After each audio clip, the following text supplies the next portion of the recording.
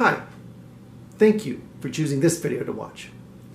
I have something to show you on my computer. I know there's a more technological way of doing it, but I have other things to show, so I'm just going to do it the old-fashioned way, over the shoulder. So I was participating in this Instagram watch and draw. It's hashtag watch and draw. There you see. And there was an interesting thing on one of the movies that we were watching and drawing. And I didn't want to draw it, I wanted to make it myself. I wanted to make a 3D version of it myself. So I'm going to pull that section up on my computer and show it to you. Then I'll show you the whole thing. So it is called Troll 2, which is not the cute version of Troll 1. It's actually a different one from the 80s. And see, it's already blue because I've been looking at it. I'll find it. This is what I had to do. I had to keep going like this, and then I just kept getting screenshots of it as the light reflected off it in different ways. So that's what I did. And I got, here, let's turn the light on now. So these are the screenshots I got from it. And I got some in black and white so I could get the values. And then I kind of traced it a little bit to see what it was. And at first I thought it was a skull with kind of a Mayan headdress. But then as I got closer, it just looked more and more like a dog with a crown. And that's just really odd. But these interesting pieces here are, you'll see them clearer in some of the color ones. They're like vine shapes. And it looks more and more like a dog. It's really strange. So then I just did some freehand drawings of it to see if I could get it.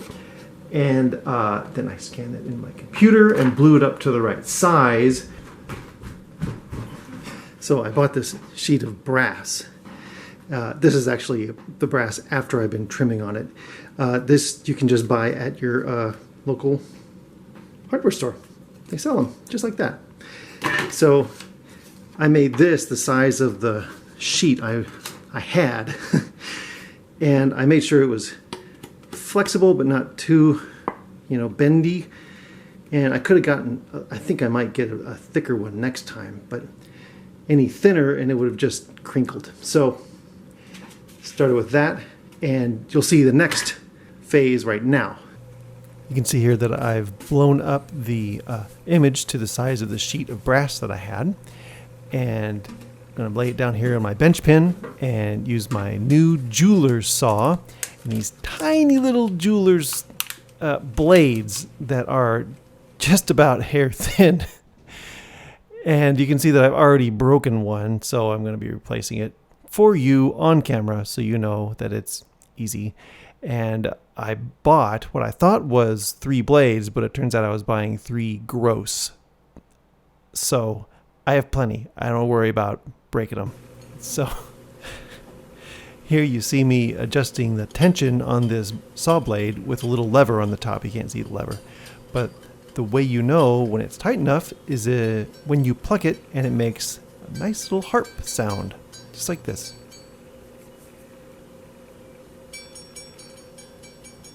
See?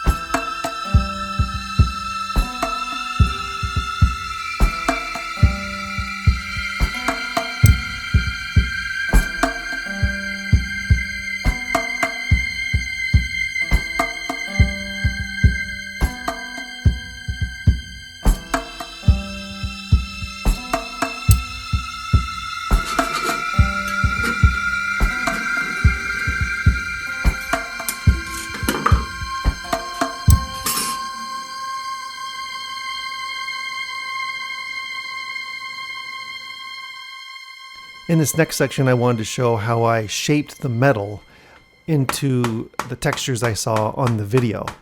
And there was probably 60 seconds of video total where you could see that pendant clearly enough to know what it was and how it might have been shaped. I think it was probably just stamped tin, something really simple like that that was mass produced. So what I'm doing here probably isn't the method at all that the original sculptor used. But I tried a ball peen hammer, and you saw previously I used a tack hammer with a little piece of leather rubber banded to the tip. I didn't want to puncture or damage the surface too much, but you'll see in the end that I did. There's pits all over the place. It probably adds a little character. I don't know.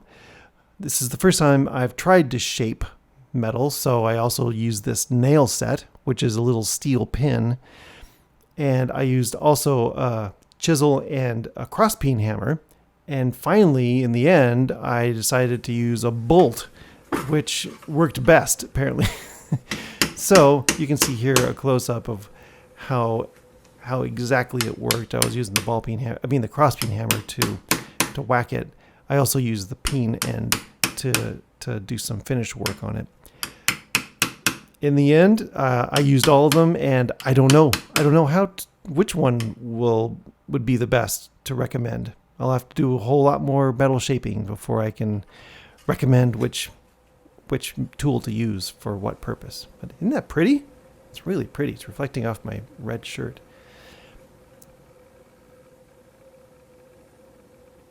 And as you see here, it looks pretty much the same. I mean, as close as you can get it. After I did that, I knew that it was going to be touching a person's skin, so I had to sand off the edges. And I tried sanding paper, but in the end I just used my little Dremel tool and clamped it in my vise and just used it like a little router, which seemed to work. But as you see, you'll if you watch closely as the section progresses, I really ripped that little sanding drum to shreds.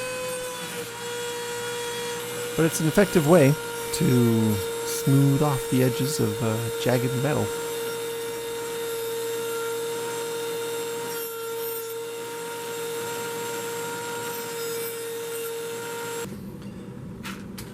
So I went to Hobby Lobby and I bought a chain.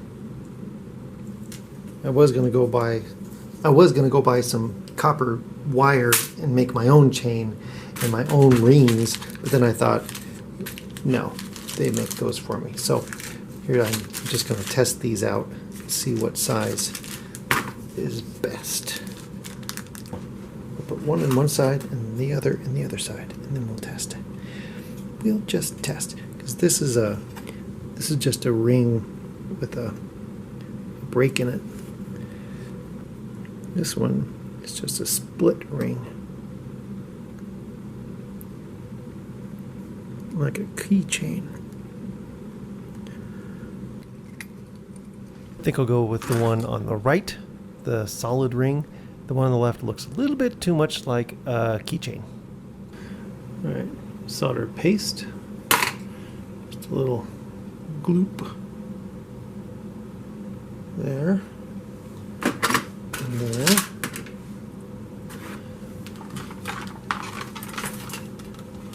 Trusty Radio Shack soldering gun.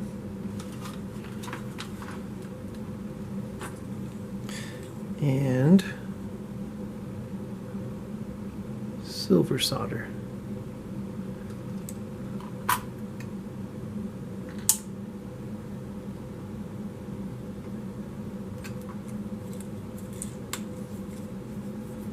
Look at this deluxe gun. Look, there's a little red light.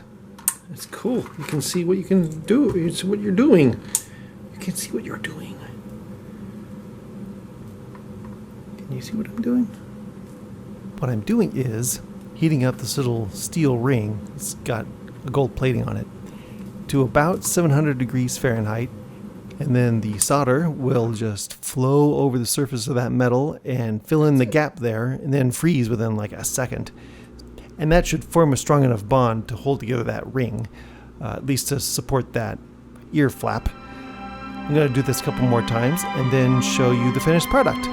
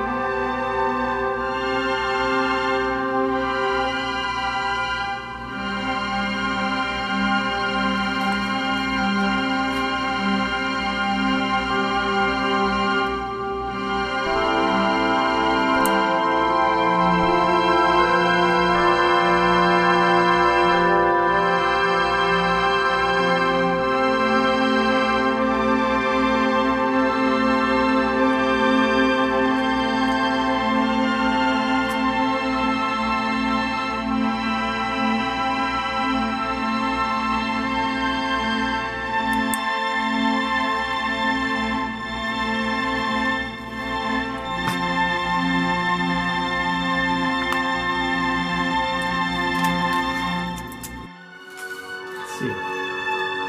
It'll come up here in a second. Good morning. There. I am your neighbor. I am Credence Leonor Gielgud, Good morning. of Druidic origin.